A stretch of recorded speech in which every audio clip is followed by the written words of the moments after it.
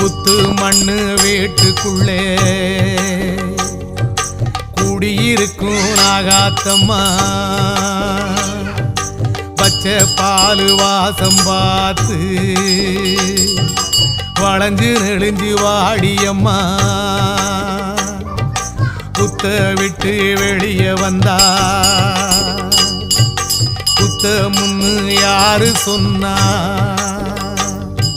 மச்சு வீடு கட்டி தாரோம் மனசு வச்சு வெளியே வந்தா மனசு இறங்க கூடாதா ஆத்தி ஒரு வாட்டி எழுந்து வந்தாலாகாதா அம்மா நாதம்மா மனசு இறங்க கூடாதா